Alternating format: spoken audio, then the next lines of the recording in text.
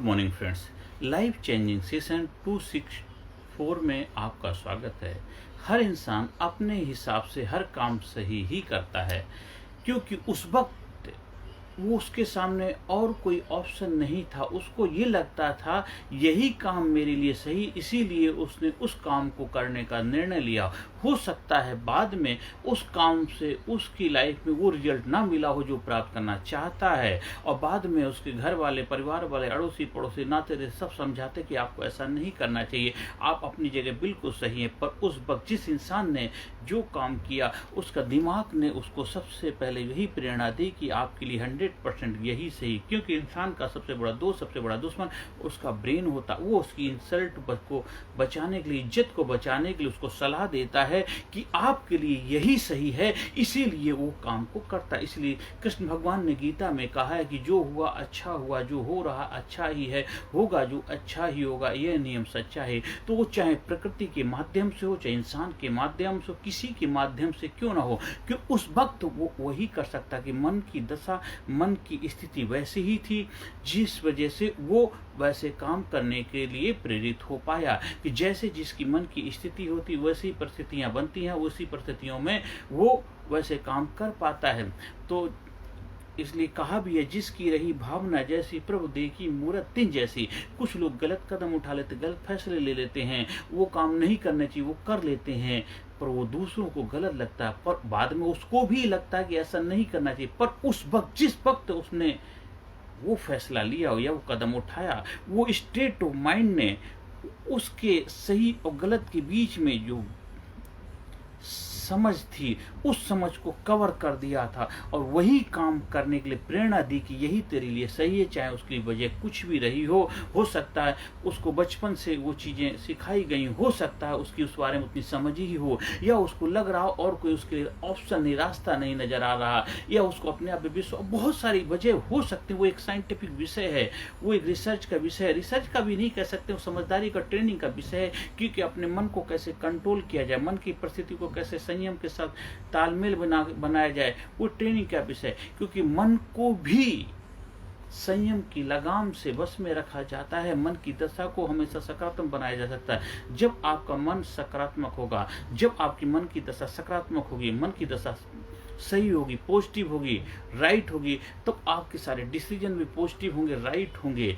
तो यही होता है, जब आप ट्रेनिंग के माध्यम से अपने माइंड को संयम करने की कला सीख जाते हैं, तो आप ट्रेंड पर्सन कहलाते हैं। ट्रेंड अनट्रेंड में यही फर्क होता है, सही गलत में यही फर्क होता है। इसलिए आप किसी के ऊपर दोषारोपण मत करिए कि आपने ये क्यों किया, आपको ऐसा नहीं करना चाहिए, क्योंकि उस वक्त उसके पास और कोई ऑप्शन ही नहीं था। बहुत सारे लोगों को मैंने देखा है, वो हर बात झूठ बोलते रहते हैं, हर वक्त उनको बचपन से सिखाया गया कि झूठ बोलने से ही आपकी इज्जत। एक दिन मुझे अभी 2-3 दिन पहले घटना, मैं हॉस्पिटल में वर्किंग करता हूँ, तो वहाँ एक हमारे जो सीनियर कंसल्टेंट आते, मेरे साथ एक और भी स्टाफ वर्किंग था, उससे पूछा कि आप कितने ग्लव्स पहनते हो। वो कहता मैं 3 ग्लव्स पहनता हूँ और 5 पहनता था। अरे हमसे 1 ग्लव्स पहनने बड़े दिक्कत होती है, जब सर्जरी करते हैं या कोई बहुत ज़्यादा इन्फेक्टेड केस होता है, जैसे कि HIV पॉजिटिव केस होता है, बहुत ज़्यादा लगता है इन्फेक्शन, कहता हम 2 ग्लव्स पहनते हैं, या उसकी वजह होती। वो 3 ग्लव्स सरासर झूठ, कभी आज तक पर 5 ग्लव्स बोला। तो बात ये में तो जस्ट सिंपल, हम उसको दोष नहीं दे रहे हैं, पर उसको लगा है कि किसी ने आपसे सवाल पूछा है तो मुझे सवाल का जवाब उसी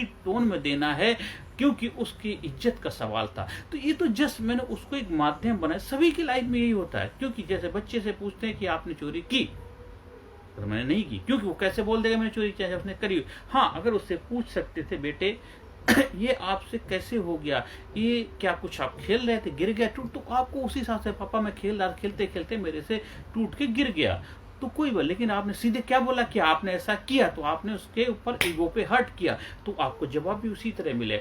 इसलिए हमारा सबसे बड़ा दोस्त, सबसे बड़ा दुश्मन हमारा ब्रेन है, इसलिए वो हमें हमेशा प्रोटेक्ट करता रहता है। इसलिए देखा होगा, जो बच्चे बहुत ज़्यादा मेहनत करते हैं, हार्ड वर्क करते हैं, लेकिन किसी कारणवश एग्जाम से पहले वो उनकी जो एक्सपेक्टेशन थी, उम्मीदें थी, उस हिसाब से पढ़ाई नहीं कर पाए, तो सिक हो जाते, बीमार हो जाते हैं, क्योंकि उनसे उम्मीदें ज़्यादा होती कि रिजल्ट बेहतर आएगा, और उसको पता है कि वो बेहतर रिजल्ट प्रोड्यूस नहीं कर पाएगा, जिस वजह से सिक हो जाता, बीमार हो जाता। उसका ब्रेन उसको सलाह देता, दिमाग सलाह देता है कि तो बीमार हो जा, बीमार होने से ही तेरी इज्जत बचेगी।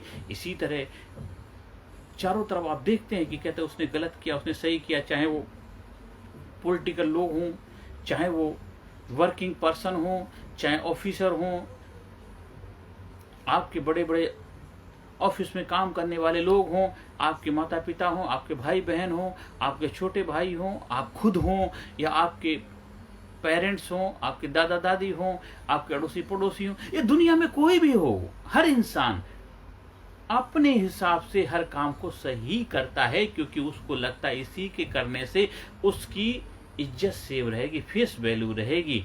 इसलिए कभी किसी को दोष देने से पहले थोड़ा सा समझिए, समझदारी का इस्तेमाल करके उसको सही रास्ते पे ले जाने की प्रेरणा का कारण बनिए। उसको दोषारोप कहते कि एक तो करेला कड़वा था, नीम पे पड़ो, एक तो ऑलरेडी उससे गलती हो गई, फिर गलती के ऊपर और भी ज्यादा आप उसको डांट रहे, डपट रहे, उससे कुछ सोल्यूशन निकलने वाला नहीं है, उससे तो और भी ज्यादा नुकसान का कारण बनेगा। इसलिए उसके साइंस विज्ञान को समझिए, उसकी मन की दशा को समझिए, उसके कारण समझिए। अगर आपकी पत्नी ने कोई काम नहीं किया तो उसकी वजह क्या है, आपके पति ने कोई काम नहीं उसकी वजह क्या, आपके पेरेंट ने काम नहीं कोई वजह क्या, आपके बच्चे ने कोई काम नहीं उसकी वजह क्या है, आपके एम्प्लॉय ने, आपके कर्मचारी ने कोई काम नहीं की वजह क्या, आपके मालिक ने कोई काम नहीं उसकी वजह क्या है।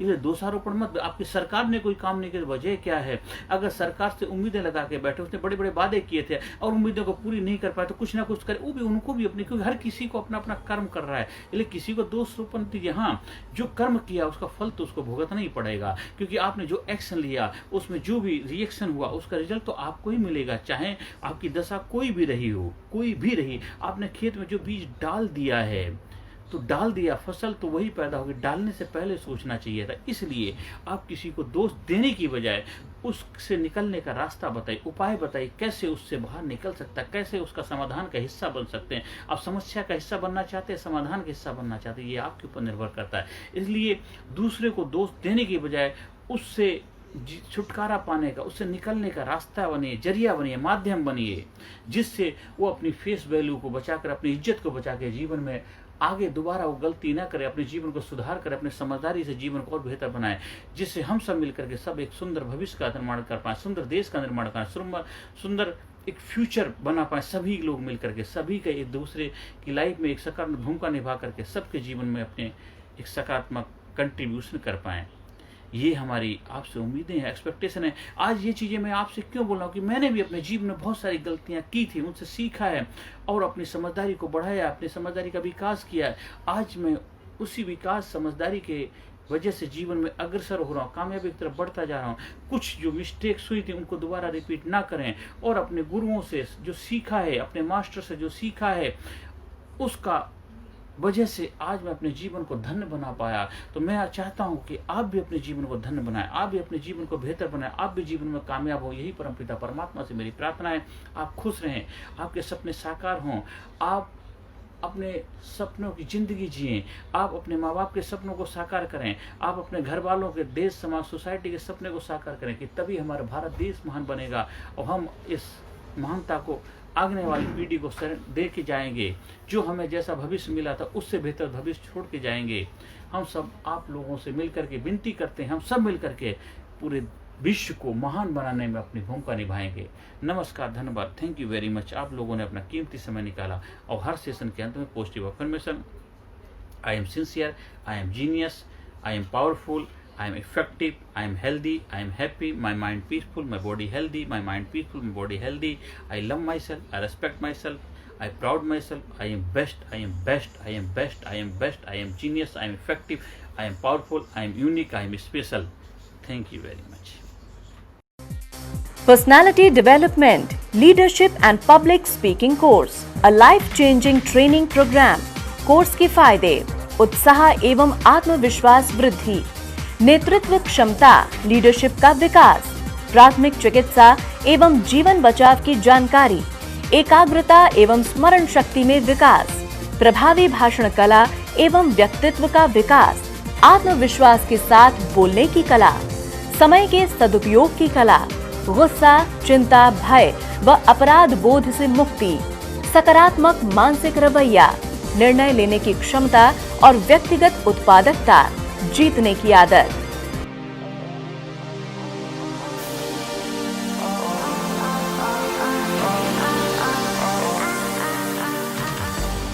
We also provide training for school, college, coaching center, university, club, society, hospital, nursing college, medical college, engineering college, company, factory, etc.